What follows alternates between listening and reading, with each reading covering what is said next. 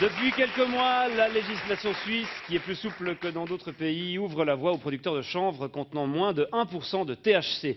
Le cannabidiol, ou CBD c'est son nom, se trouve sous différentes formes et se vend désormais partout en Suisse, sur internet et dans les kiosques.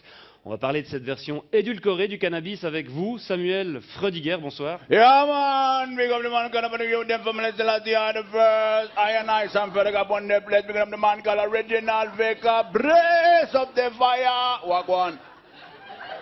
Pardon? Ouais, ça veut dire bonsoir à Kingston. D'accord. Alors vous êtes un consommateur régulier de cannabis, vous êtes aussi membre d'un groupe de reggae suisse, Yeah, Brada Framanada Mada. Brother from another mother, man. C'est quand tu es frère, tu es brother, mais tu n'as pas la même maman, man. Brother from another mother, brother from another mother, brother from another mother. Brada Framanada Mada. Vous êtes c'est ce groupe dans lequel vous jouez, avec lequel vous voyagez souvent Yeah, man. en Jamaïque. Bra. C'est ça. Alors tout d'abord, qu'est-ce que vous pensez de ce boom du CBD? Un boom qui a commencé en août dernier lorsqu'un fabricant chafouzois a obtenu pour la première fois une autorisation d'en vendre. Man, moi je trouve c'est rigolo de voir les clients qui vont acheter une ou deux têtes de weed comme si c'était des chiclettes. Mais il faut dire c'est Baba, c'est Bobo, c'est Babylone. Babylone, c'est la société qui est décadente et il les encourage à vendre ces produits qui sèment la panique, man. Ouais, la panique, notamment chez les forces de l'ordre, qui font face à un nouveau casse-tête. Yeah, man. Les pauvres policiers, man, ils peuvent pas faire la différence entre le CBD et la CNC, man. Là. La CNC Media, man. La ganja, la weed, la marijuana, la kaya, man, whatever. D'accord, parce qu'il est vrai qu'en apparence, le cannabis légal ressemble à s'y méprendre à son cousin. Ah, man, les pauvres petits boys de police, man. Ils peuvent pas faire la différence, man. Il faut qu'ils aillent goûter le produit. Alors imagine, man, le pauvre policier, man. Excusez-moi, vous pouvez me présenter vos papiers à rouler d'identité. Ce sera pas possible, man. Oui. Je rappelle que cette variante de cannabis ne tombe pas sous le coup de la loi fédérale sur le stupéfiant, une loi de 2011, puisqu'elle contient moins de 1% de THC. Bombo clad de fire, bonagwande, man. Il faut savoir qu'on obtient ce tabac, en manipulant la plante. Man. En la manipulant. En manipulant la plante. Génétiquement?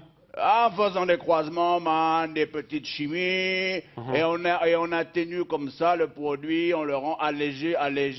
Et aujourd'hui, man, c'est pas tout comme ça dans la société, man. C'est exactement la même chose comme les sodas sans sucre, les yogourts allégés à la gélatine de porc, ou l'huile d'olive sans olive, man. Ça va pas, man. C'est pas du vrai cannabis, selon vous? Non, man, la vraie weed, la vraie ganja.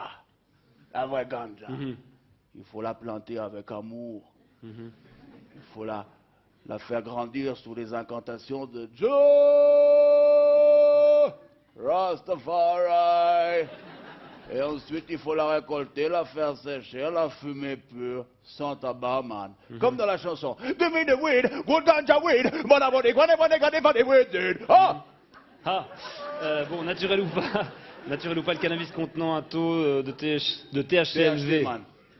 C'est quoi THC? Tétrahydrocannabinol, tétrahydro peut-être. Yeah, c'est d'abord une drogue et contre laquelle les pouvoirs publics sont censés lutter, monsieur Freudiger. Et pourquoi, man, on ne pourrait pas lutter d'abord contre l'alcool, man? L'alcool, man. Interdire l'alcool, man, qui est beaucoup plus additif et beaucoup plus dangereux, man. Bon, ça, c'est pas... C'est pas quoi? C'est pas ce qu'on dit. Il suffit de regarder l'expérience, man, des exemples qui sont tout autour de toi dans la vie, man. Si tu bois trop d'alcool, man. Ça va le coude. Ça va nickel. Si tu bois trop d'alcool, man, tu vas commencer à dire des conneries. Ensuite, tu vas rouler des pelles à une inconnue. Ensuite, tu vas te battre. Ensuite, tu vas te retrouver tout nu dans la rue. Le sgay galère. Tu vas te rebattre, tu vas tomber contre un trottoir, et puis après, tu vas tomber dans la mort du coma, man. C'est vrai que ça m'est déjà arrivé, cette séquence d'événements. Alors que si tu fumes trop de weed, man, si tu fumes trop de weed, qu'est-ce que tu risques? Qu'est-ce que tu risques, man? La même chose. Non, man, tu risques juste de t'endormir. Et au pire, man, de lâcher une ou deux petites caisses, vite fait.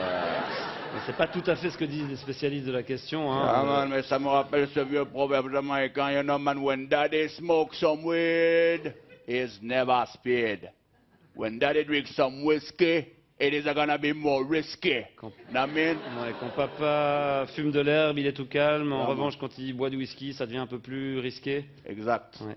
Bon, ben, en tout cas, on se réjouit de voir comment le marché du cannabis light va évoluer ces prochains mois. Je vous remercie d'être venu nous apporter votre point de vue, Samuel Freudiger. Comment on dit au revoir en jamaïcain? Big up. Big up.